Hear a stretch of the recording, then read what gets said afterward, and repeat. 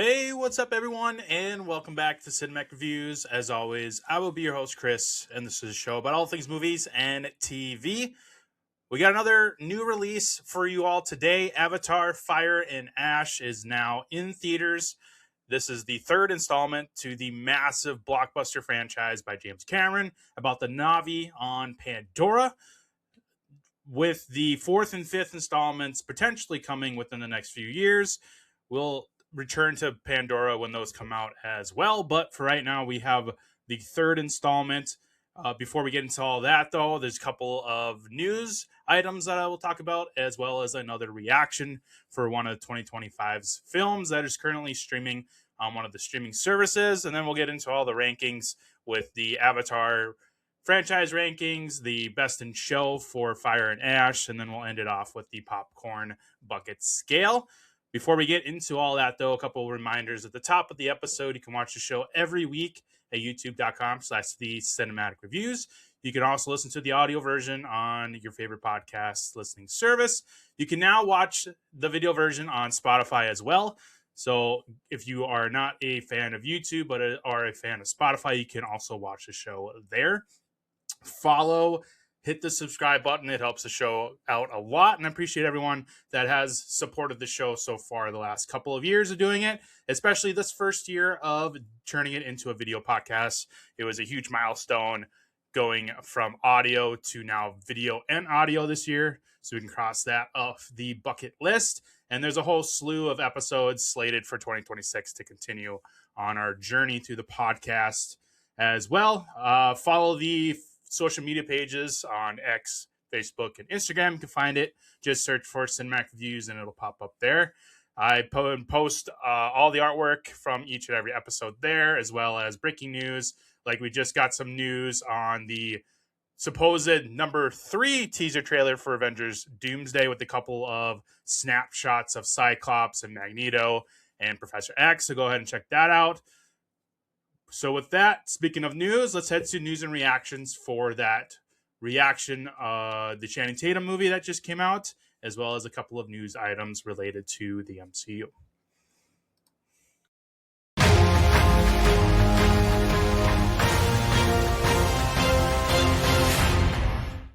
So we'll talk about Roofman first. This is now streaming on Amazon Prime.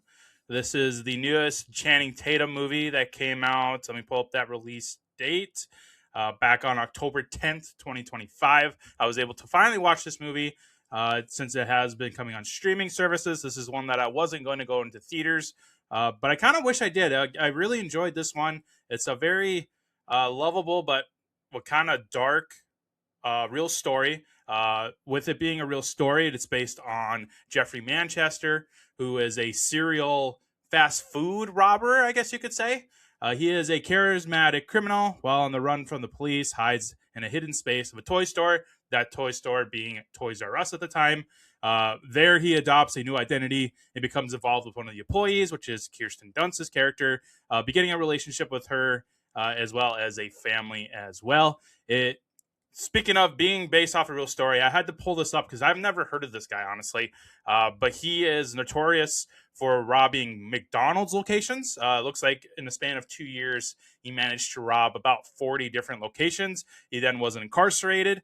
Looking at a very long length of time, I think it ended up being like 460 months. Basically 45 years, I think, is what it amounted to for all these robberies. He eventually did escape prison via hiding underneath a delivery truck. And then that is where he started this new life with Kirsten Dunst's character, Lee Wainscott, I believe is how you say it. So he started a relationship with her. She works at that local Toys R Us. He was able to infiltrate the Toys R Us via the roof, which is his kind of calling card. That's how he was able to rob so many McDonald's locations, was that he was going through the roof. As a surprise, he ends up living in that Toys R Us for quite a long time before eventually starting a relationship with Kirsten Dunst's character and then moving in with her and creating this persona that he had. Eventually, he does get caught and sent back to prison. But this was quite an interesting real-life story turned into film. And I think they did a pretty decent job. Channing Tatum we all know and love him. He is very charismatic, very lovable on screen. I think he plays the role very well. He was in various conversations and contact with the actual Jeffrey Manchester on set, so he was able to get a lot of the backstory, mannerisms, and give an authentic version of this real life person. Kirsten Dunst as well spent some time with the real Lee, is what it sounds like, and she was able to kind of fill those shoes and make that relationship as authentic as possible with Channing Tatum on set. It also has Peter Dinklage in there as the Toys R Us manager, is his title. So some familiar faces in there as well. But yeah, like I said, it's a really charming, lovable movie, but it also takes a dark turn with the whole robbery scheme of it all.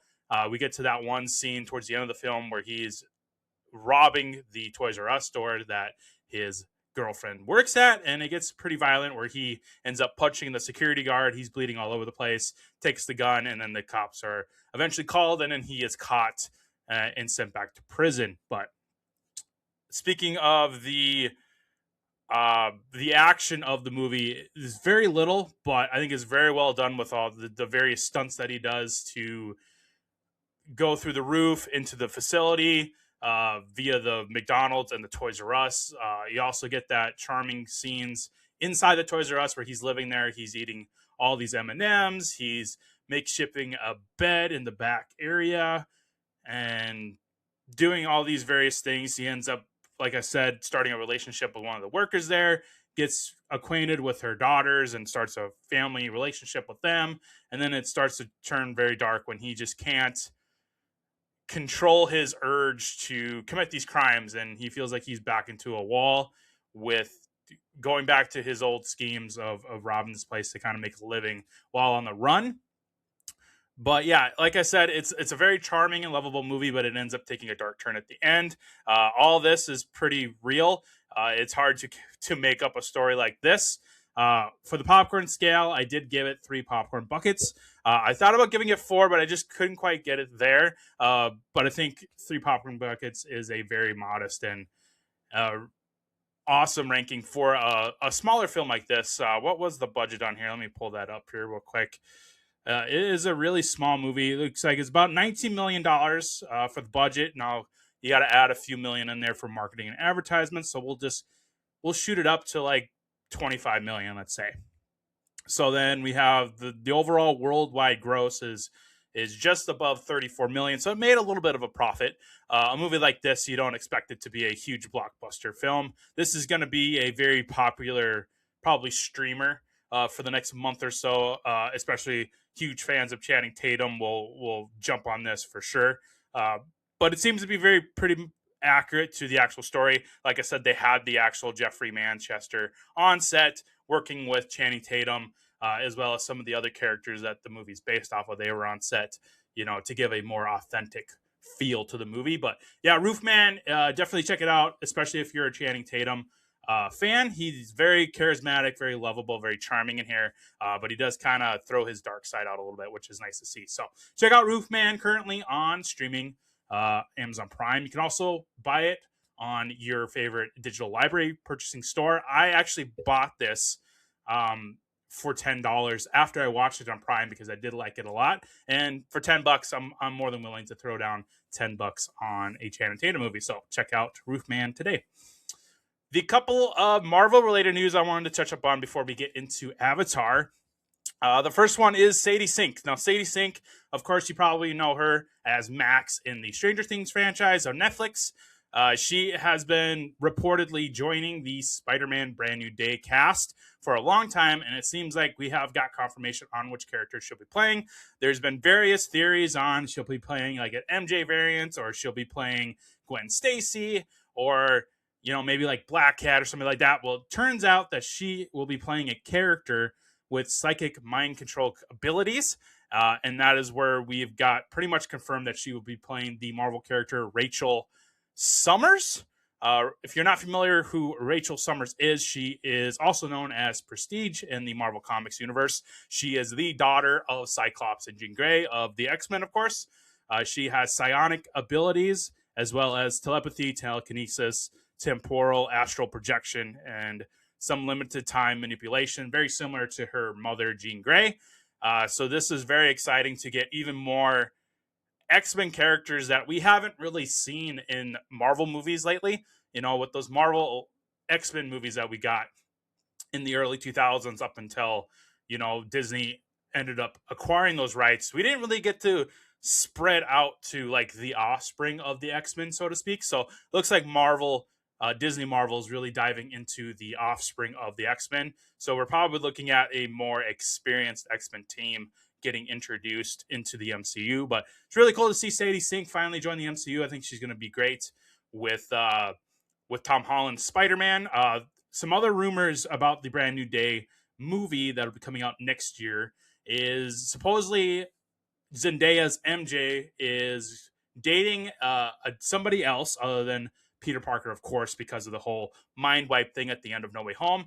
And it seems like the biggest theory is that Harry Osborn is the person that she will be dating, and then that'll introduce the Osborn family, particularly Norman Osborn, who ends up, of course, becoming Green Goblin.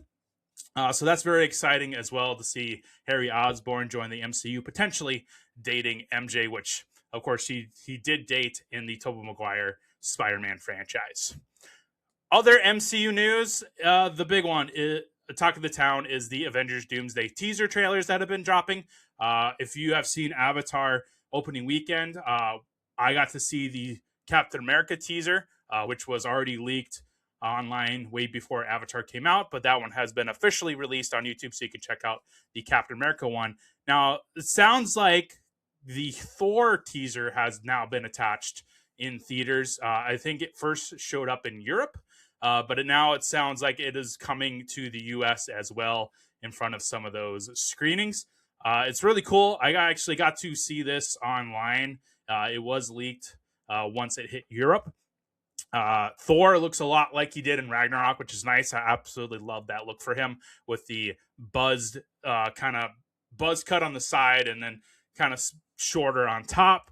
He's built like a rock again. He's got his axe as well as potentially his hammer. They didn't really show the hammer in here, but they did show Stormbreaker. So that's probably picking up where Love and Thunder left off, where he will be wielding Stormbreaker for the most part. Now, the other big news that has been dropping today and yesterday is that third teaser trailer with supposedly the X-Men that I mentioned already. The biggest part of that is the James Marsden Cyclops shots and clips, but they haven't quite confirmed that one yet.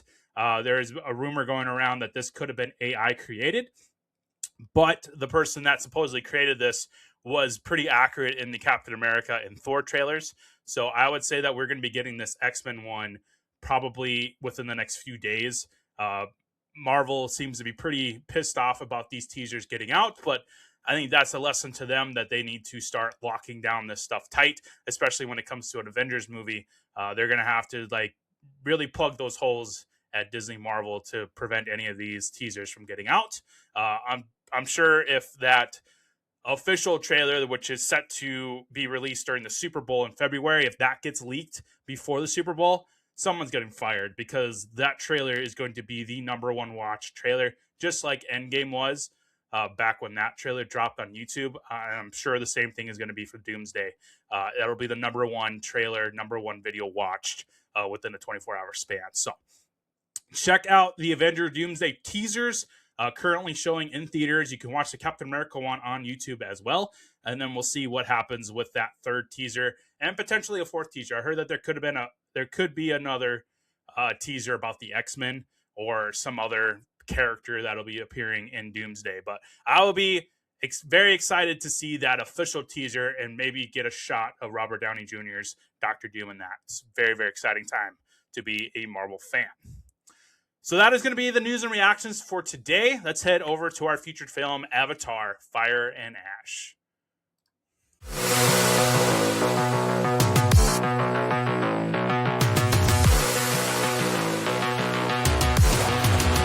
This is the only pure thing in this world. The fire came from the mountain, burnt our forest. My people cried for help. Ava did not come.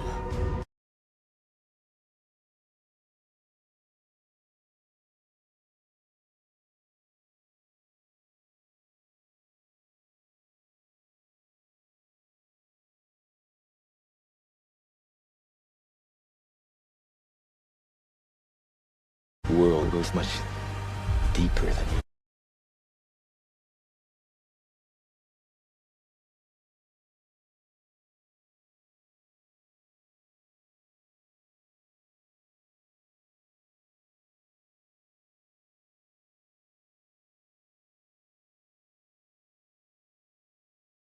Yes, sir.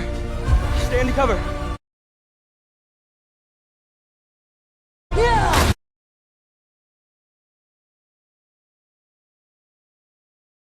What does that always say? Sullys stick together. No, the other one. Sullys never quit. That's right. Sullys never quit. You still live. What if every human being on Earth could live here without a mask? Then the gone. Whoa.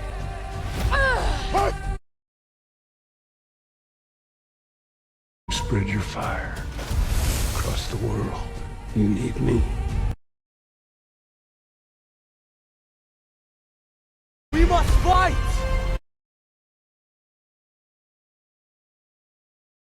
I'm the warrior, mother!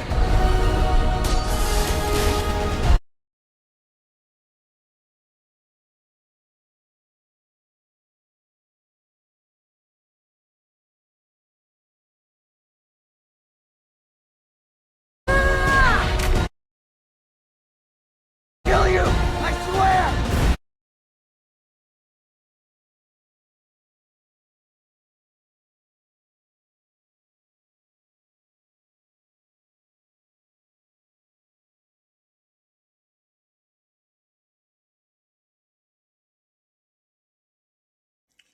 So, Avatar Fire and Ash is the third installment of James Cameron's massive Avatar franchise blockbuster.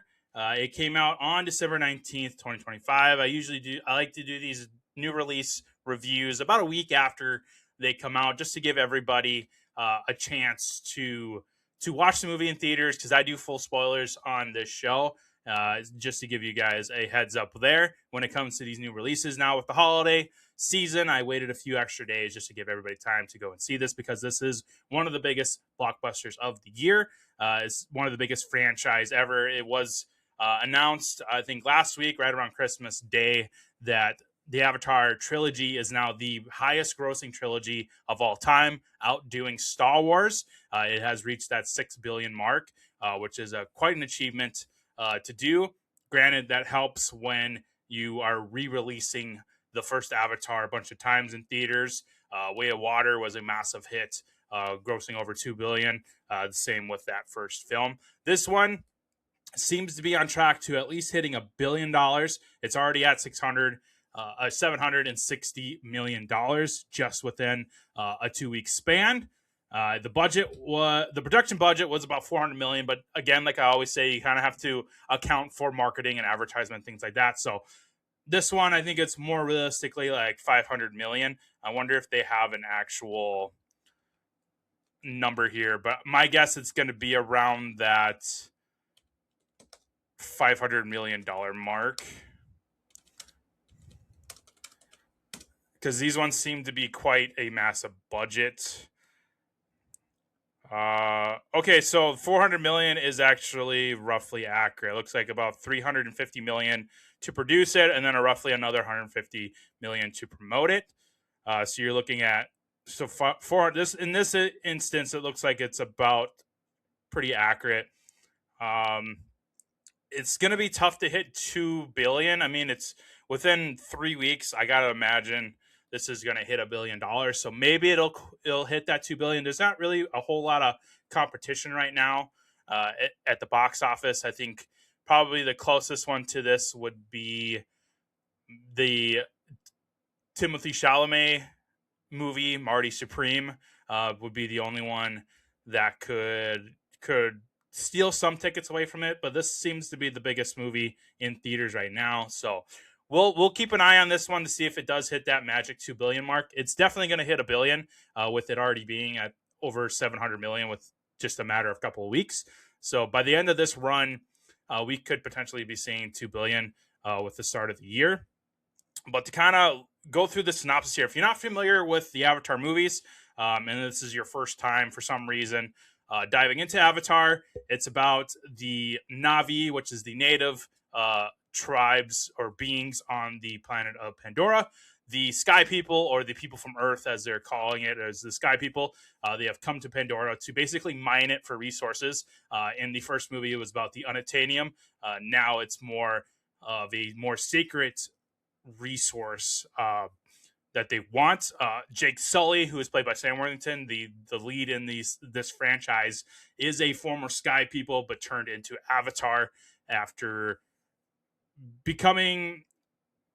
realizing what the Sky People were actually doing on this planet, falling in love with Zoe Saldana's character, Neytiri, and then forming a family with her, kind of reshaped his mind and reshaped his belief in what Pandora can be. He has now become a native being on Pandora and has turned against the Sky People, which obviously in a lot of these movies, the Earth beings, or the aliens as they call them on this planet, are usually selfish and just here to mine resources, where in a lot of those alien movies it's kind of reversed, where like the one I like to use the most is probably District 9, where they are here to take over our resources, and they are the aliens. Same thing with, Independence Day, Mars Attacks, every other alien movie.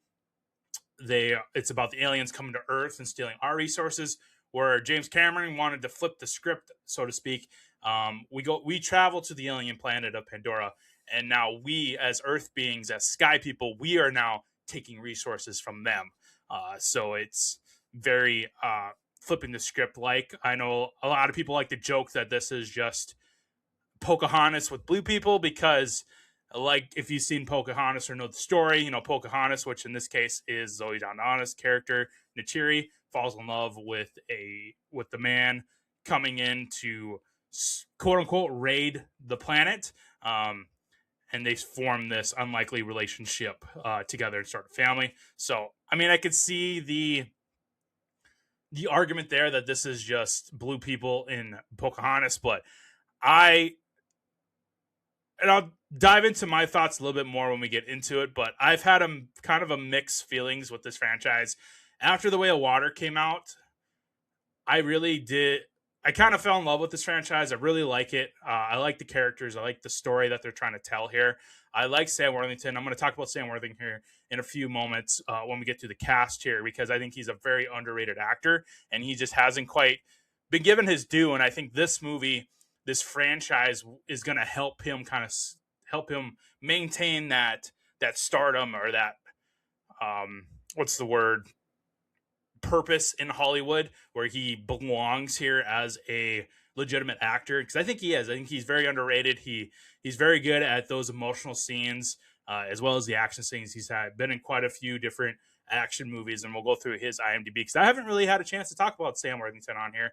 Same thing with Zoe Saldana. She's terrific. She's been kind of the queen of sci-fi, with being in Star Trek, with Guardians of the Galaxy in the Marvel universe. Now with the Avatar franchise, she is kind of the sci-fi queen, so to speak, in the Hollywood sphere. And I can't wait to go through her IMDb as well, because I haven't really talked about her as well. We're going to talk about her a lot when we get to the Guardians of the Galaxy movies on Marvel Friday, which I'm super excited about as well. I think we'll just dive into the cast here then. So, like I said, Sam Worthington, very underrated actor. He's been in a ton of movies, various different franchises. Let me pull up his filmography here as an actor. So, of course, currently he is at the forefront of the Avatar franchise as Jake Sully. The first one came out back in 2009, which was a huge phenomenon with the 3D aspect, and we'll talk about that too, because I have some very mixed feelings with that first movie. And then when Way of the Water finally came out, it kind of opened my eyes to what this franchise could be and is. So I think the first movie I ever saw him in, looking at his IMDb, I think was I think it was actually Terminator Salvation. So he was a part of the Terminator franchise alongside Christian Bale. He was the quote unquote Terminator in that movie. He was this hybrid that they created to take down John Connor, who was played by Christian Bale. I actually really like Terminator Salvation. Eventually, we are going to do the Terminator franchise on the show, and I'm very excited to do that because I think it's a very underrated, not just very underrated like sci-fi movie, but just a very underrated Terminator movie in general. And a lot of people, annihilated this movie because of Sam Worthington and his track record and his performance as an actor. But Christian Bale is fantastic in here. I think he has great chemistry and a great back and forth with Sam Worthington in here. And then Clash of the Titans, which is another one that came out about a year after Terminator. I really like him in Clash of the Titans. Now, the first one for sure. The second one, Wrath of the Titans, was fine. But eventually, I'm going to do Clash of the Titans and then probably do a double feature with Wrath of the Titans because you kind of have to take both for what it is. But I do really like him. I really loved him in Clash of the Titans as Perseus, the kind of half-breed son of Hades, or not Hades, Zeus.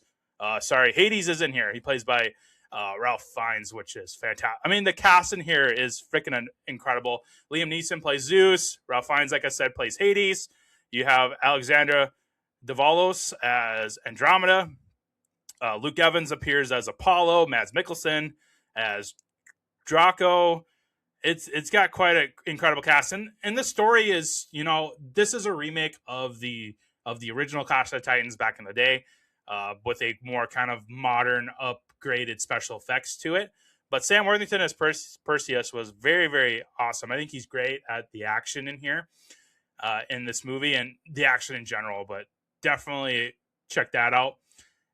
He, of course, voiced Alex Mason in the Black Ops, the very first Black Ops of the Call of Duty franchise, the popular video game. Fantastic in there. Then he did Man on a Ledge a couple years after Clash of the Titans, where he plays Nick Cassidy. They are ex-cons that are looking to pull off this biggest heist where he fakes a jumping off of a skyscraper to distract, all the cops in the surrounding business district, while his team, made up of Jamie Bell and Elizabeth Banks. Oh, Anthony Mackie's in here as well. I totally forgot Anthony Mackie was in here. Where his team tries to pull off this heist while he is faking this heist, this diamond heist, I believe it was. I haven't seen it in a few years, but so it's not the greatest movie in the world, but it's still a pretty interesting one. I enjoy it, especially for Sam Worthington's performance in here. Then it looks like in 2012, he goes back and returns as Alex Mason in Black Ops 2, which he's fantastic in there. I actually love Alex Mason is probably my favorite character in the Call of Duty franchise, alongside probably Soap. And it's all due to credit to Sam Worthington's voice acting. I wish he would have did more voice acting, because I think he the thing with Sam Worthington that I absolutely love is his voice. Like, he's got that distinct yell, that distinct voice that if you blindfolded me and just played something randomly, I could easily point out his voice because it's so distinct and very cool. He's very good at the emotional part of his acting. And then a couple years after that, he joins Arnold Schwarzenegger in Sabotage, which I really like. It's about these corrupt DEA agents who bust these drug cartels, and then they kind of just take a portion of the cash fund for themselves, and they only report a certain amount so that they could make some money on the side. It's got quite an interesting cast as well. Like I said, Arnold Schwarzenegger, who's the leader of this task force in the DEA. Sam Worthington is one of his guys in the group. Terrence Howard's in there, as well as Josh Holloway. And who else is in here? Let me find out. Joe Manganiello is in there as well as part of the task group. It's again, it's not the greatest movie in the world, but it's got really cool action. Arnold Schwarzenegger's pretty badass in there. Sam Worthington's got his head shaved, and he's got this really interesting biker-looking goatee. He's all tatted up and just a badass as well. I really liked it. I think it's streaming on Prime. Yeah, it looks like it's streaming on Prime, but I own this one. I bought it for $5 off of my digital library store. Definitely check that one out if you're a Schwarzenegger fan or just a Sam Worthington fan as well. Then he joins Everest, which is a very good movie. I absolutely love this movie. This came out in 2015 alongside some big heavy hitters here. Jason Clarke, Jake Gyllenhaal's in there. Who else we have in here? I think Josh Brolin's in there. Sam Worthington, of course, pops up in there. It's a really cool movie about this group of hikers that go up to Mount Everest, of course, and it's based off of a true story as well. Then a year later, he joins Andrew Garfield in Hacksaw Ridge, where he plays Captain Glover. This is about the famous Desmond Doss, played by Andrew Garfield, who didn't fire a single bullet during World War II, but he ended up saving hundreds and thousands of lives. Him being a very religious man, didn't believe in violence and believe in weapons, but he believed in his duty to serve his country and to help as many people as he can. This again's got a pretty heavy hitter cast with Sam Worthington, Andrew Garfield, Hugo Weaving as Andrew Garfield's father. It's quite an incredible story. It's based off a real person, of course.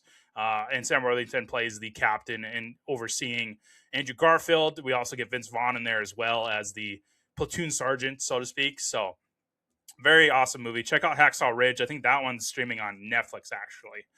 So go ahead and check that out. Then he's done a bunch of other movies like The Hunter's Prayer, Manhunt. He returns again as Alex Mason in Call of Duty and Black Ops 4. Under the Banner of Heaven, I've seen. That one's a series on Hulu where, again, he works alongside Andrew Garfield. And then we get back into 2022 where the sequel to Avatar finally comes out like 17 years later. Or was it? No, it was probably more like 13 years. Let's see if I could do some math here. 2019. Yeah, 13 years later, which freaking insane that it was 13 years between. And then, of course, he does Avatar Fire and Ash 3 years later after that. I think there was one movie that, Macbeth. That was another movie. I think I watched this in school. I actually didn't see this until way later. This came out way before Terminator Salvation, but I didn't see this till after I saw Terminator. This is where he plays Macbeth in this retelling of Shakespeare's Macbeth. Of course, it's more modernized, very similar to the Romeo and Juliet that Leo DiCaprio was in, where they use guns instead of swords, but they use the same Shakespearean dialogue and accents in there, but it's more of a modern retelling of Macbeth, which not the greatest movie in the world, but I kind of enjoyed it, especially with Sam Worthington being in it. So that kind of wraps up his filmography. Very underrated actor. I absolutely love Sam Worthington. He is terrific, and I hope he does get his due with this Avatar franchise and just him in general as an actor. He's very, very underrated. Zoe Saldana plays his wife, Neytiri, who he meets for the first time in the first movie. She is a native Na'vi on the planet of Pandora. She ends up sparking this unlikely relationship with him in the first movie, and then they end up having kids in the second movie. And then here with the third movie, they continue there. Their chemistry is very awesome in here. They are parents that are, in grief about losing one of their sons at the end of the second movie, both handling them very differently. Zoe Saldana's Neytiri obviously has more anger and hate towards the Sky People than Jake Sully does, but Jake Sully is also dealing with a lot of pain just in his own way. But kind of focusing on Zoe Saldana, she's had quite an exciting career as well. I think the first time I ever saw her was, Vantage Point. So Vantage Point, I think, gets lost in the shuffle. It's quite an interesting movie. This is where you have the shooting of the attempted shooting of the American president here, who played the president in this one? William Hurt. And this has got quite a heavy hitter cast, and I'll dive into there.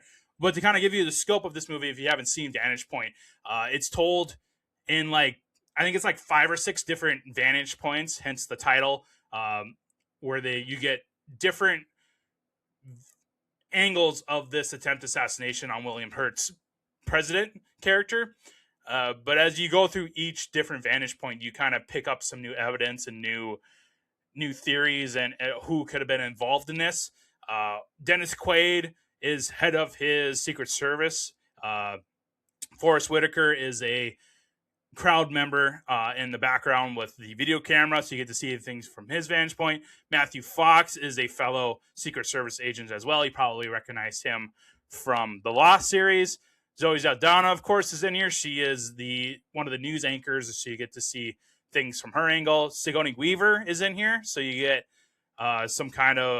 you get a little bit of a chemistry build here before they join Avatar together. And then, of course, like I said, William Hurt plays President Ashton, and then quite of other different kind of names that pop up in here, like Bruce McGill, who I've seen in a bunch of stuff, and then Sahid Tagamawi. Totally butchered him, but I've seen him in a few things too. But this is a very interesting movie. I think that was the first time I saw her. Then she joins the Star Trek franchise by J.J. Abrams.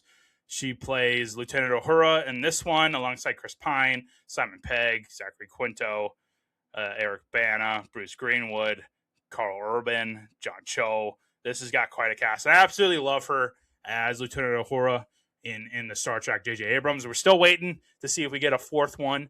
I hope they do end up getting it made, but it's starting to become very, very slim as the year goes on. And then that same year, she has Avatar coming out, which is quite an incredible year for her to have Avatar and Star Trek come out. I can't think of another actor at the top of my head that would have two of the biggest franchises. Probably Jim Carrey. You know, Jim Carrey had that crazy, 1997 year where he had like 3 of the biggest movies of the year come out with like Ace Ventura, The Mask, and then I think like Liar Liar or something. But the fact that she had Avatar and Star Trek come out in the same year is freaking incredible. And then, of course, Avatar changed the entire Hollywood sphere on how audiences view 3D because of the equipment that James Cameron basically developed on his own throughout the years on perfecting the 3D aspect of the movie. And then 2009 is where it really kicked out this phase of 3D where every big movie like The Hobbit, I think even the Marvel movies and some of the bigger blockbuster movies ended up just having 3D put on it because everybody fell in love with the 3D on Avatar. But then it kind of ran its course. Like within a matter of a couple of years, everyone was kind of burnt out on the 3D aspect. And then once you got this Avatar, once you bought Avatar and you watched it at home in 2D, you kind of realized, yeah, this isn't a great movie. I fell in love with the 3D aspect of it. And now looking at the movie in 2D, it's like, this isn't a great movie. So that's been kind of the story behind that first one. And I'll dive into it even more as we go on into the rankings and more of the episode. But focusing more on her, then she did Death at a Funeral, which is a pretty funny, dark comedy, alongside a lot of comedy greats like Martin Lawrence, Keith David, Chris Rock, Peter Dinklage is in there. James Marsden plays her boyfriend or fiance in there. Kevin Hart pops up in there. And then, of course, Zoe Saldana, which is great. Then she does another comic book-like movie with The Losers alongside Idris Elba, Chris Evans, Jeffrey D. Morgan. Another heavy casting here. This is actually based on, I think it's a DC comic with different. It's kind of like the Suicide Squad for the most part, where they're a special forces group of the CIA, and they just cause a bunch of mayhem throughout the movie, but she's great in there. Then you have Takers, which I think is a very underrated movie as well, with Idris Elba, Chris Brown, Hayden Christensen, my dude Paul Walker, rest in peace Paul Walker. And then she pops up in there as well. That's a great action movie. Then she does a sequel to Star Trek in 2013, which was basically a remake of Wrath of Khan, but they kind of flipped it a little bit with the ending there with Kirk and Spock. But she's great in there as well. Out of the Furnace, which is fantastic. She plays alongside Christian Bale and Casey Affleck and Woody Harrelson, another heavy hitting for the casting. She plays the ex-girlfriend of Christian Bale Fantastic chemistry. Then she joins the MCU in 2014 with Guardians of the Galaxy as Gamora, and she becomes quite a fan favorite. This is the Guardians of the Galaxy part of the MCU is one of my favorites, if not the favorites, other than like Spider-Man. But she plays alongside Chris Pratt, Vin Diesel, Bradley Cooper, Dave Bautista, Michael Rooker, Karen Gillan, Jaimin Hansu. So another heavy-hitting casting here. But yeah, once again becoming the queen of sci-fi, joining another space adventure franchise. And then she wraps up her career with Star Trek, currently with Star Trek Beyond, the third installment, which definitely the lesser of the three, but still a fun movie to watch. And then she does Guardians of the Galaxy Volume 2 as well in 2017. She's fantastic in there. Then she does Infinity War, where she ultimately bites the dust in there. Spoiler alert. But she does return in Endgame, because we can't have a Marvel movie without Zoe Saldana. And then the Atom Project, which was one of the first movies I reviewed on this podcast, actually. She joins heavy hitters Ryan Reynolds, Mark Ruffalo, Jennifer Gardner, and then Walker Scobell. She is the wife to Ryan Reynolds' older version of Adam. This is a time travel movie, which I absolutely love. Streaming on Netflix, so definitely check that out. She was in Amsterdam with Christian Bale once again, and then she, of course, returns to Avatar in 2022. She returns to the Marvel Universe with Guardians of the Galaxy in 2023. So she, again, becoming the sci-fi queen, and then this year returning to Avatar. So she is the quote-unquote sci-fi queen of Hollywood, and she's terrific being a part of these multi-million dollar, multi-billion dollar franchises. Sigourney Weaver, she returns, but not in the usual way. So if you've seen Way of Water in the first Avatar movie, you know that her character unfortunately dies at the end of the first movie, and then she's kind of like reincarnated in the Kiri character, which is the adopted daughter of Jake and Neytiri. But it is Sigourney Weaver's voice. She's doing the mocap versions of it. She is Kiri. She's just a younger version of herself. Sigourney Weaver, fantastic actress. She's been in a whole slew of franchises like Aliens, Ghostbusters. So she is probably like the original sci-fi queen. And then Zoe Saldana kind of just took that and ran with it with all the different franchises she was in. Who else do we have? Britton Dalton as Loak. He is one of the kids of Jake and Neytiri. He believe he is the second oldest. Their oldest son was the one that passed away at the end of the second movie. You have Spider, played by Jack Champion. He is the son of Colonel Quaritch, who ends up returning in here. We'll get to Stephen Lang here because I think he's awesome. But so I got to bring this up because it's such a hot topic right now. So that whole kiss moment in this movie, I'm going to lay it on you straight. Sigourney Weaver didn't actually kiss Jake Champion. Those were stand-ins. So if anybody is going around the internet saying, oh my God, Sigourney Weaver, kissed this young guy on set. No, they were stunt doubles through and through. Every scene where they were involved romantically, stunt doubles. So we can just put that to bed. I think Sigourney Weaver herself, as well as James Cameron, has come out and said, yeah, we're squashing that. They were done by stunt doubles. They didn't actually kiss on set. So, but Spider, he's an interesting character, and he actually gets quite a bit of a weird arc here where he is, of course, born human from Earth, from Colonel Cortex. Wow, I can't even pronounce his name. We're just calling him the Colonel. By the Colonel, he was too young at the time to get thrown into a sleep pod, so he had to stay on Pandora. He was raised by the scientists of the Sky People, and then eventually Jake and Neytiri take him in as one of their kids.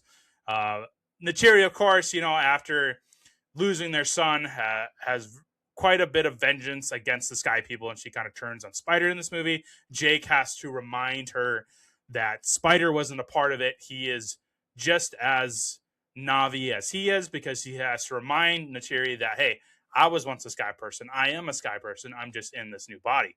And then eventually she starts to realize that she overstepped and she welcomes Spider in.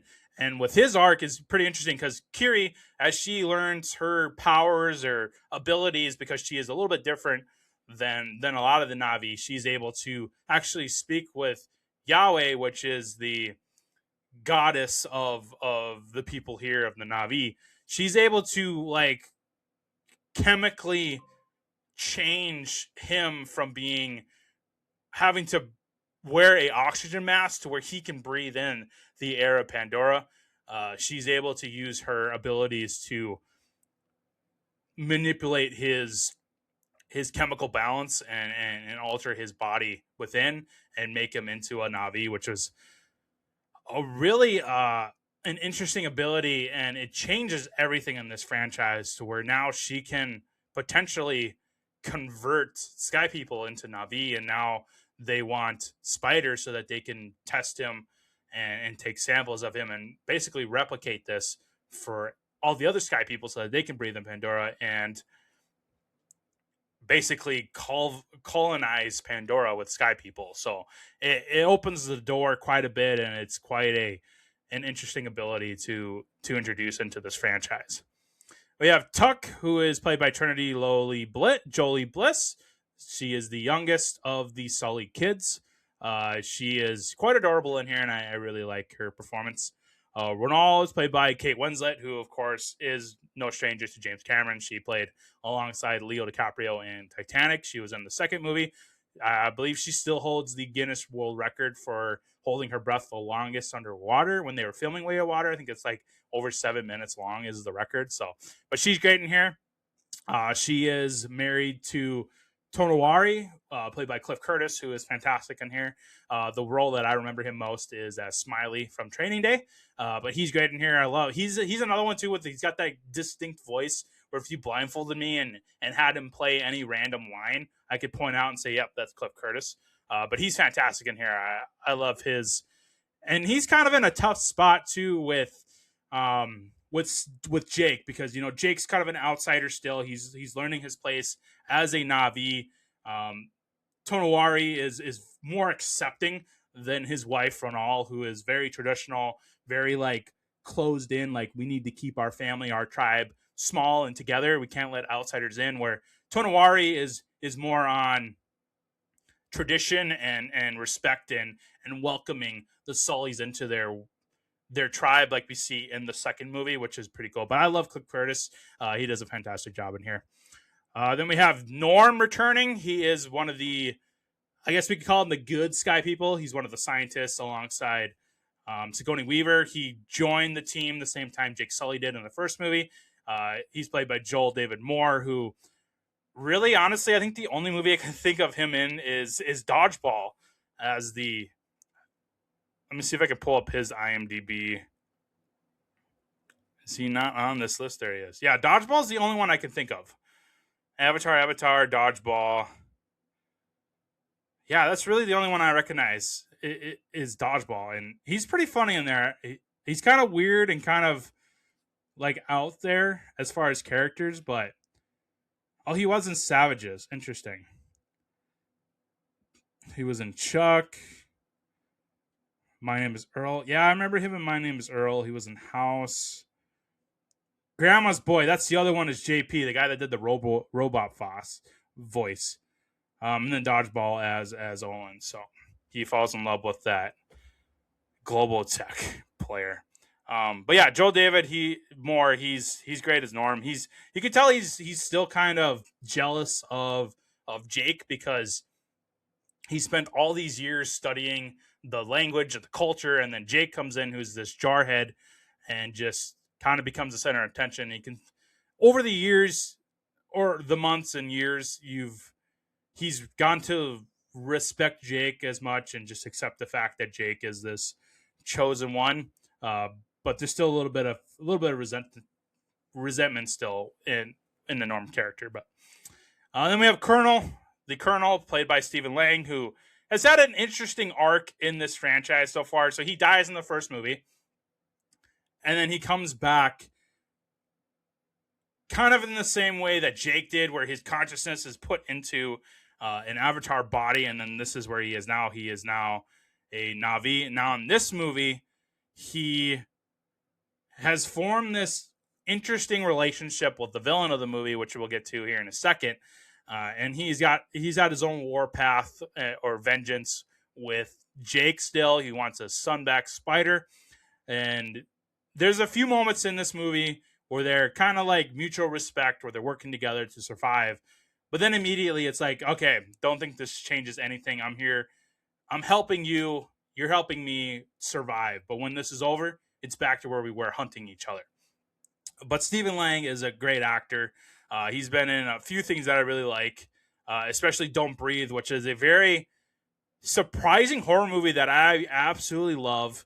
My mom, who is not a huge horror movie fan, loved Don't Breathe as well. It's something very new to the horror franchise when it came out back in 2016, where Stephen Lang is a blind man who is not really being terrorized, but his house has been infiltrated by robbers, but he ends up flipping the script where he's hunting the robbers. And it turns out he has a sadistic life within this home, and it turns very, very dark and very frightening. But this Don't Breathe is a very excellent horror movie, so definitely check that out if you haven't seen it. And that's really the only thing I remember him in. Otherwise, it's Avatar and Don't Breathe. I know he's been in a bunch of stuff lately, but I haven't really seen him in Don't Breathe 2. I still haven't even seen Don't Breathe 2. I'm kind of scared to watch that one because I liked the first one so much that when I heard that there was a sequel, I was like, I wasn't really on board with that, but maybe I'll check it out eventually. But Stephen Lang is great as a villain in this movie. And like I said, he forms a very weird relationship with the villain, Varang, who is played by Una Chaplin, who I remember seeing in Game of Thrones. She is terrific in here as the antagonist of the movie. She played the wife of Robb Stark in the first couple seasons of Game of Thrones. But she's great in here. I think she did a fantastic job as Valrang. She's the leader of the Ash tribe, which is the new to us, the new kind of tribe that we're introduced to on Pandora. Last movie, Way of Water, we were introduced to Tonawari's tribe, where they're one with the water, so to speak. And we're kind of going through these element themes, where the first movie was a lot about air with Natiri's tribe. Then we get into the water tribe with Tonawari, and then now with the Ash people, who is the fire tribe with Varang. And makes me think, with the fourth movie, are we getting like Earth? You know, we're starting to turn into the last Airbender here with the different elements and the different tribes. So, but I'm curious to see which tribes we're introduced to in the fourth and fifth installments, if we do get it. And we'll talk about that here in a second, because there was some news that was brought out by James Cameron regarding those. But Valrang, she's terrific here. I think she was great. I love her makeup that she had, her weapons with the really cool double-sided knife things. That scene where she's blowing the powder stuff into Stephen Lang's nose was interesting. But she's really good. I really like Una Chaplin in here. And then Giovanni Ribisi, my boy, he returns as Selfridge, who is the CEO of the corporation that's trying to drain the resources, Pandora. He shows up. He doesn't have a huge role in this franchise, but I love seeing Ribisi show up in movies. He's fantastic as Parker Selfridge in here, the kind of evil, corrupt, money-hungry corporate type guy that wants to just make a bunch of money off Pandora. So that kind of wraps up the cast there. Quite a bit of cast. A couple of new people that we're introduced to. But a lot of the same cast from the second and first movie. So, which is great. That all the cast is pretty devoted to James Cameron in this franchise. So if we do end up getting a fourth and fifth installment, I'm pretty sure all these people will be back. And I'm curious to see who they bring on as additions to this cast. With us talking about Avatar, we have to take some time to talk about James Cameron and his career. He's had quite an interesting career. He was it was just confirmed that he is the first director to have made $1 billion at least in 4 movies in a row. So that, of course, is Titanic, Avatar, Way of the Water, and then now Fire and Ash. So he is the first director to do that. But before Titanic, of course, he did Terminator, he did the Aliens, The Abyss, which is great, True Lies, which I absolutely love. He did some episodes of Dark Angel, and then he did Avatar, and that has been his baby since 2009. He's been making these movies for years, and it takes a long time to make these movies because of he's basically building his own instruments. Like, he's building this stuff from scratch. He's reinventing 3D. He's improving 3D. He's building these very complex but high quality equipment devices to bring us the 3D experience that we have in the theaters, and it's quite groundbreaking, and it's quite an achievement on his part to not only be a director but also an inventor and trying to improve Hollywood technologically, which is fascinating to see. Like I said, though, I've had kind of a mixed reactions with this Avatar franchise. But I do love him as a director. He did a fantastic job with Titanic, of course. Terminator is fantastic. Aliens was incredible. So he is an incredible director and visionary and writer. But the thing with the Avatar movies, and this jumps into my next point here, is the 3D aspect of the franchise. Now, back in 2009, when Avatar 1 came out, it was a huge phenomenon. Like, everybody went to see it. That's why it made so much money, because it was something new. We never experienced 3D like that before. They had actual, like, really cool 3D glasses. They didn't have those little paper ones that you get out of a cereal box. Spy Kids 3D, I'm looking at you. But this was groundbreaking. It was a new version of 3D. It was a new tech. He built all this equipment from scratch himself. He designed all of them with his technical team. And it blew everybody's minds away, including me, because I saw this in theaters with 3D. It was fascinating. But as soon as you were able to buy it at home, unless you had a really decent 3D setup and pumped a lot of money into your home theater system, you didn't experience the same movie. The first movie is very boring, very dry, not very exciting. It's the 3D aspect of that first movie that made it so entertaining and so pulverizing with it. Now, when the second one came out, I was very leery on it because of my feelings with the first movie.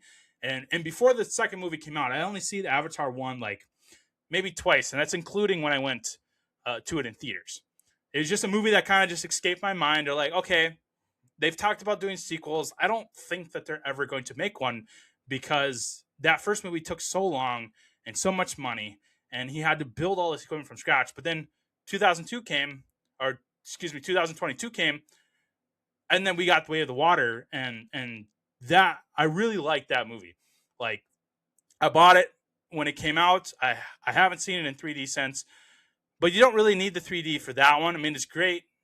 It's a great addition to it, and it was fascinating to watch all the water stuff in 3D in the theater. But at home, it's actually a pretty decent movie. I really like the story in there. I like introducing Jake and Neytiri's kids. Jake is still trying to find his way in Pandora as Na'vi, but he's still a sky person on the inside. I love the action. I love the characters. I love the story that James Cameron is starting to tell through these installments. And I thought Way of the Water was great. I'll step on rankings right now. It's my favorite of the 3 franchises. I think it's great. It's the best installment so far. Now, Fire and Ash comes out. I was actually pretty excited for it. I love the trailer.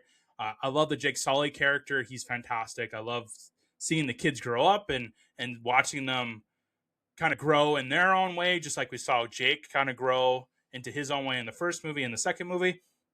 And then we also get to see how Zoe Saldana and Sam Worthington react to the death of their son at the end of the second movie, which is a huge thing. Like, they killed off one of the Sullys, and it's such a massive event at the end of that movie. And now we get to see the ramifications and how they kind of handle it. And they even kind of go back and forth and kind of resent each other a little bit because they don't see eye to eye on it. But eventually they both realize it, and they come together as a Sully family and realize that they have to be strong and push forward and stick together in honor of their son. And the third movie is really good. We get to introduce to the Fire Tribe with the Ash people and Valrang with Una Chaplin's character. We get the Colonel back. He is kind of a hard ass. When he shows up all painted out like an Ash person, I'm like, okay, he's really, really liking what Una Chaplin's throwing at him. They obviously it's all behind the scenes, but it's clear that they were having a sexual relationship. So, I mean, can you blame the guy? He's been in the military for years and years and years. He probably hasn't had a relationship with a woman in a long time.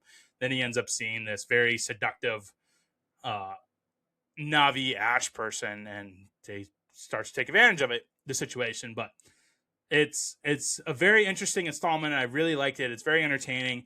I'm excited to watch this at home in 2D so I can really analyze the story and everything else instead of kind of being overwhelmed with the 3D aspect of it, because that's part of the movie. Like, if you're going to the Avatar movie in the theaters, you got to see it in 3D. Like, you can watch it in 2D when you bring it home. Like, if you're going to the theater, watch it in 3D because you're not going to experience it the same way again, unless you pump in thousands of dollars to have a 3D setup at home. But still, it's probably not going to be the same because it costs way too much money.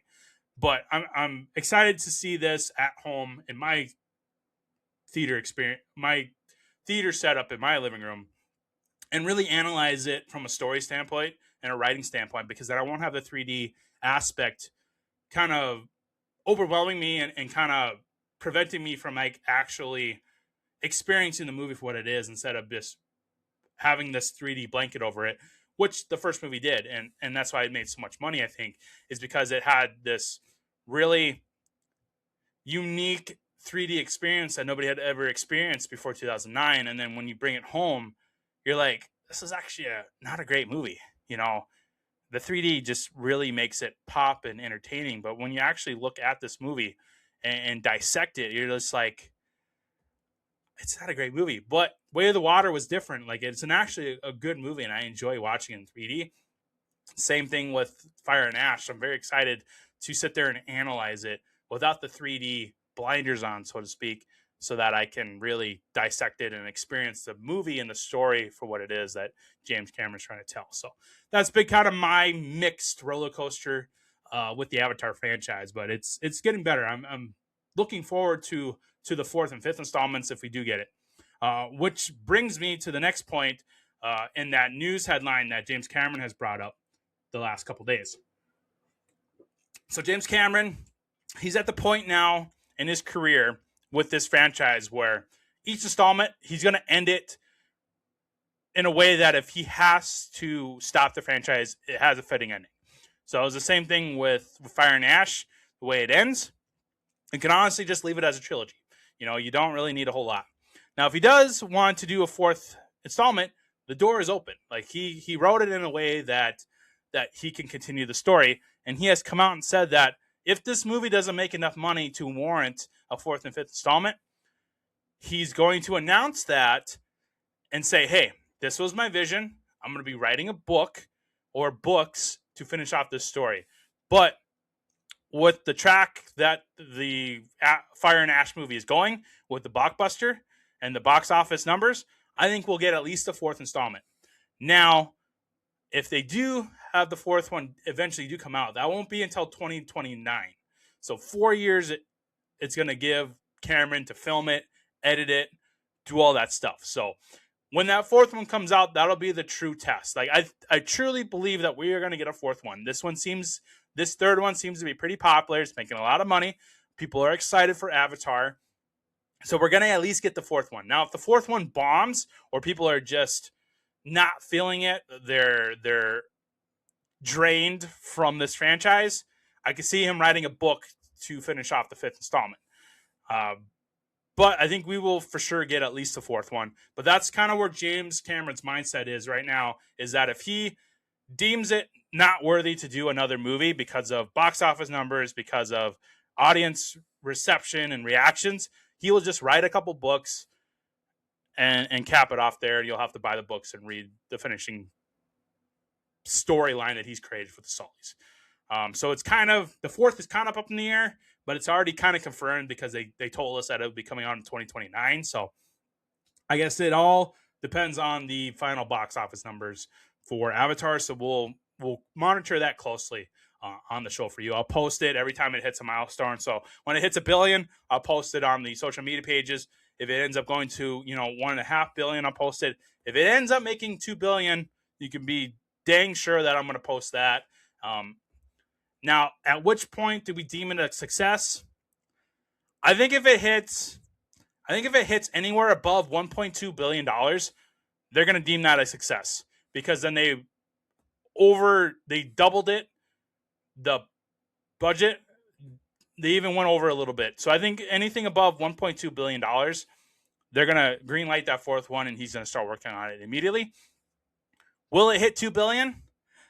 I don't think it's going to quite get to $2 billion. I could see it getting to $1.5 billion, but $2 billion is such a high mark to hit. And now with 2026 starting, there's a lot of other movies coming out, and we're about to get overloaded with movies at the theater coming in 2026. Like, I might have to do what I did in 2024, where I went to a movie pretty much every weekend that year. It seems like 2026 is going in that direction. So if they're gonna have to really pump this movie out within the next month or so, because once we start getting into that 2026 schedule for movie theaters, it's gonna be tough to get their hands on more movie tickets sold. So I could see it hitting 1.5. I think $2 billion is a really high bar to hit. It could hit it. I could be totally wrong, but I think realistically it's more so going to end up in that $1.2-1.5 billion range.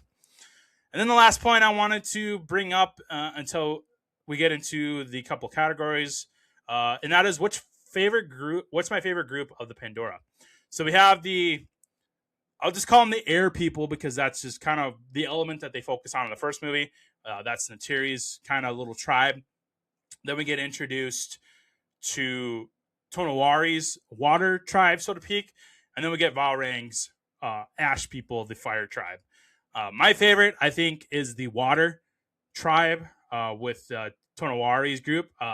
Really fascinating stuff that they do with the water and the wildlife in the ocean and just kind of how they live. It's very fascinating. One of the reasons why I really liked Way of Water was just the culture and the way of life that they do in Tonawari's group. So that's my favorite. So feel free to write in the comments below what is your favorite group in the Avatar franchise. So let's dive into the iconic scenes, favorite quotes, and the fun facts before we wrap things up with the rankings. Favorite quotes was a little tough. The movie just came out, and I haven't really been able to analyze it a lot with the quotes, but I did come up with 5 quotes. Before we get into that, we'll do the iconic scenes. So again, iconic scenes. These are 5 scenes that when you hear the title, Avatar, Fire, and Ash, these are the scenes that pop up to your mind. So these are the ones that pop up to my mind. The first one, the Ash people attacking the caravan. So we have Jake Sully and his family trying to basically run away from the Sky People, run away from the Colonel. So they join this caravan of Na'vi that's kind of going through the mountainside into the hills and just kind of going below radar. But eventually, Varang's Ash people and the Colonel find them, and they get attacked. Well, yeah, the Colonel eventually finds them after it crashes, but it's really the Ash people attack the caravan. Really awesome action sequences. You get some really... I love the look of... I haven't really talked about it, but I like the look of Jake Sully in this movie. He's got the really long dreads. He's got all the war paint and the tattoos, and he's got the heavy machinery as he's flying around in the air. But this is really great action, a great way to open up the movie. And we get a lot more action throughout the movie, but this kind of like kickstarts it, and it's really cool with all the things that they're writing. These like, they're kind of like, I guess they're kind of like pirate ships flying through the sky. They have this squid looking creature that's driving the thing. And they look like ships in the sky. It's kind of like Captain Hook's ship almost, or Davy Jones's ship from SpongeBob. Weird comparison, but that's what I think about is these like pirate ships with the giant sails and flying through the sky. But it's really cool how they're like exploding. There's gunfire everywhere. There's arrows getting thrown everywhere. It's just a really good action sequence for sure. Then we have Kiri turning Spider into a native, like I mentioned already. That changes the entire franchise, I think, where now Kiri has these abilities to tap into the spirit world and basically change the chemistry of a human being and make him being able to breathe the air of Pandora. It's fascinating. He's basically dying in front of him. The battery's out, so he's suffocating. So Kiri is doing whatever it is that she does, where she taps into the spirit world and uses the environment around her to alter the chemistry inside of Spider and make him be able to breathe. So I think that's going to be an iconic scene for sure. We have the Colonel teaming up with Varang, of course, where he goes into. We get to see where they live with the volcanoes and all that. And he shows up at their campsite where they live, and they basically hook up. She squirts them with the powder to see if she can trust them and have them basically be converted into the Ash people. And they end up hooking up, obviously. But I think that was really cool scene to see what kind of environment they live in within the mountain, the volcanoes, and all the ashes. So then we have Jake being imprisoned by the Colonel back at headquarters of the Sky People. He's in that box. He's contained in there. We have that large crowd of people looking at him. It's basically like a red carpet when they bring him in. There's cameras everywhere, crowds. Everyone's got their phones out. They're videotaping it. It's like a celebrity coming in, but being arrested. But it's a really cool like set piece, and I can visualize it in my head when I see Avatar. When I hear the title Fire and Ash, I can see Jake Sully in that glass box on display for everybody as a celebrity. So really, really cool. And then the final one I have is that final battle where we have the Sky People the Sky People and the Ash People versus everybody else on Pandora. It's just a monster battle, just like we got at the end of Way of Water. Just this massive battle in the water. It's really cool as they're fighting off the boats and these little crab machines that are underwater. You got everybody flying around on their creatures there. It's really, really awesome battle sequence for sure. Favorite quotes? I was able to come up with 5. Most of these came from the trailer because I've only seen the movie once, so I need to rewatch it over and over again to get these quotes out. But there's a couple that stuck out on me. So we have a couple of the like family mottos. So the one that Jake always says is "Sully's never quit," and then Loak has to remind Took that Sully stick together as well. So I think that's a really cool family motto that they kind of say to each other to kind of motivate each other and remind them that, hey, we're a family. We got to stick together. We're stronger together. So it was a really cool moment to hear them quote their motto as a family. Dr. Gavin, who was kind of a highlight for me. He was pretty entertaining. So he has this one, part of my French here, but has my protest been noted now, fuckers, as he kind of turns on the Colonel and the other Sky People and is like, hey, these guys are messed up. I need to help Jake escape. And the fact that they're trying to kidnap Spider to do tests on him and convert people over to being able to breathe on Pandora for bad reasons. That's where he kind of wakes up and has an epiphany. He's like, hey, I got to help these people. Like, this is really messed up stuff that they're doing. So he ends up turning on them. And then the last 2 are from Varang. These are actually from the trailer, but it's really impactful when they say it in the movie. She says it in the movie as well. She goes, your goddess has no dominion here. And then my people cried help for Awa, did not come. So you can tell that she's really been kind of neglected by not only the other tribes of Pandora, but Awa it's herself. And you can feel her kind of isolation for sure. And then some fun facts. I was able to find a few pretty interesting ones here. James Cameron claims that he deliberately set a goal for Avatar Way of Water and Avatar Fire and Ash to have a complete 2-film story arc in spite of his plans for a 5-movie saga in case no further pictures were made, which I already mentioned already. He's now at the point where he's going to end these movies in a way that if he can't do another installment, it's got a fitting ending, but it leaves the door open for another one. I think they'll do a 4th one for sure.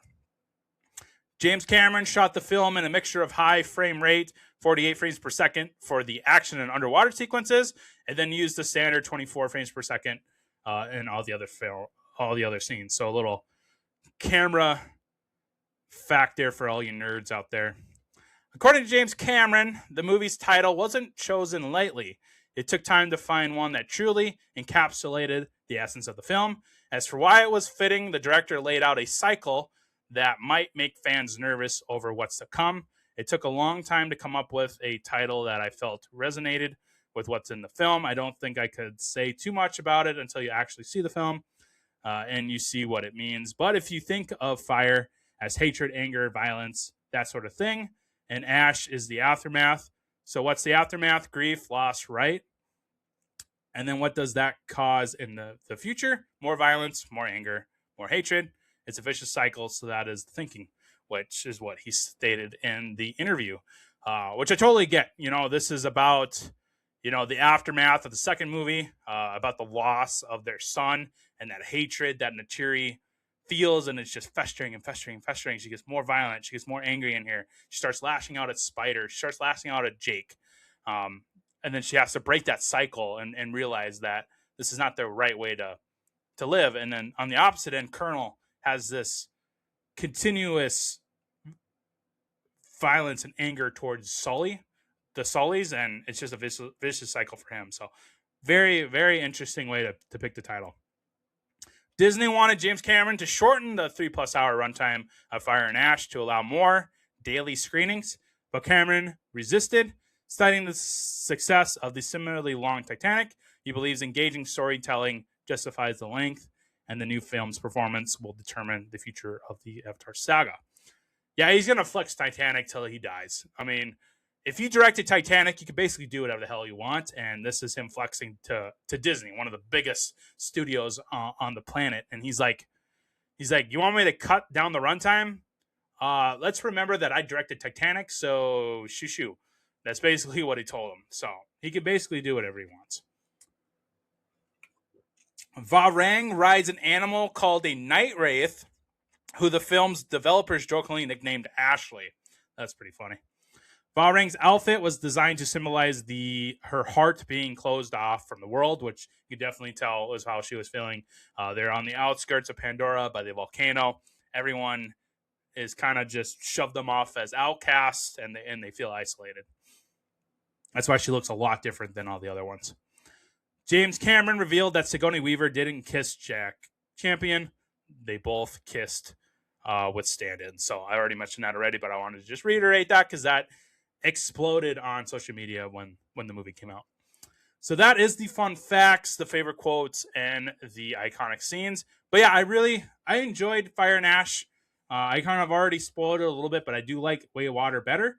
But this is a great movie-going experience. Definitely see it in 3D if you do go to the theaters, because you're probably not going to get the chance again. Once it comes out on 2D, you're going to have to watch it for what it is. But I'm really, really excited to watch it in 2D so I can really dissect it and analyze what the story is, the characters, and don't have that distracting 3D aspect to it. So I'm very excited to watch this in 3D. I'll definitely be buying it and adding it to my library. But yeah, check out Avatar Fire and Ash in theaters today. Please see it in 3D. It's part of the experience, and you're not going to get it again unless you spend thousands of dollars on your home system to try to replicate the 3D. But you're just not going to. It's a different experience in the theater. So let's wrap things up like we always do on the show with the rankings. We'll go through the Avatar franchise ranking, the best in show, and then end things off with the popcorn scale.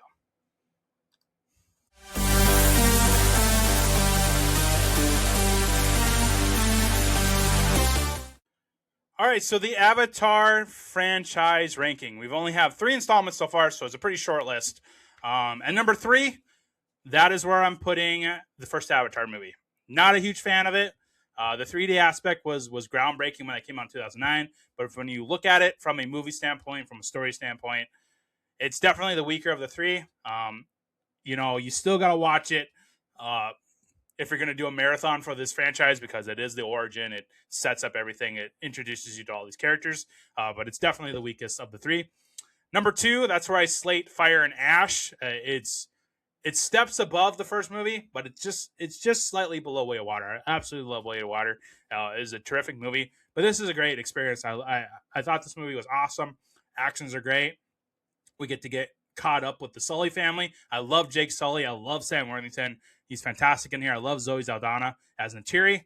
We get to meet the Ash people, which are great. It's a nice kind of mix up of what we're used to in here. Una Chaplin does a fantastic job as the villain in Valrang.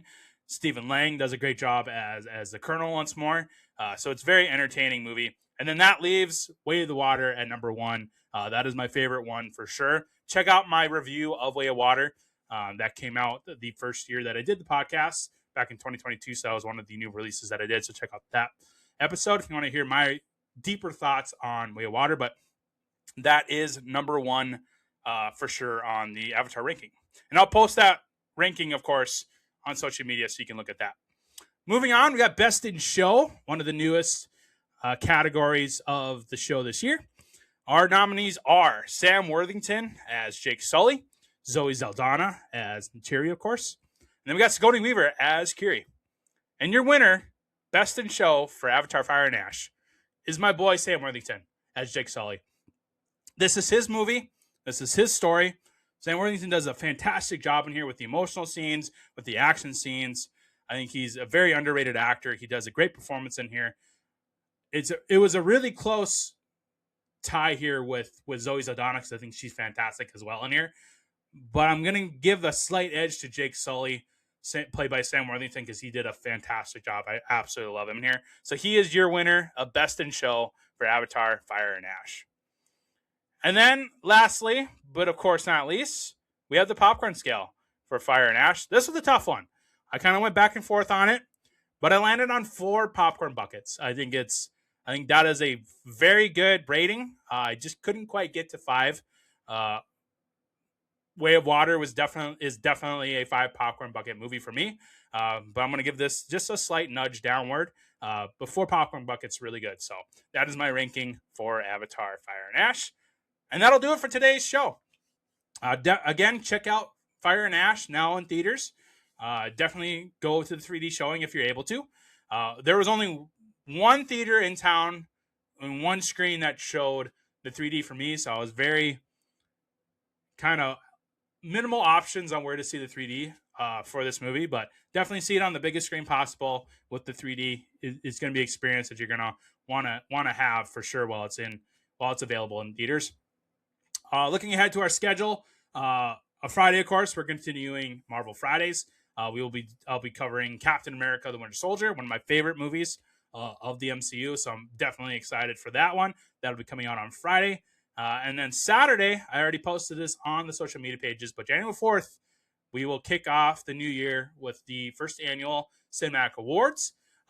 This is my version of the Oscars, as I've been building this for over a year now.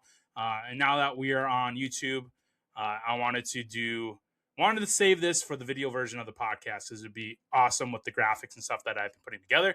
We're going to go through a bunch of categories like Best in Comedy, Best in Action for the year. We'll do Film of the Year, Series of the Year. We'll do Director of the Year. We'll also be doing Actor and Actress of the Year.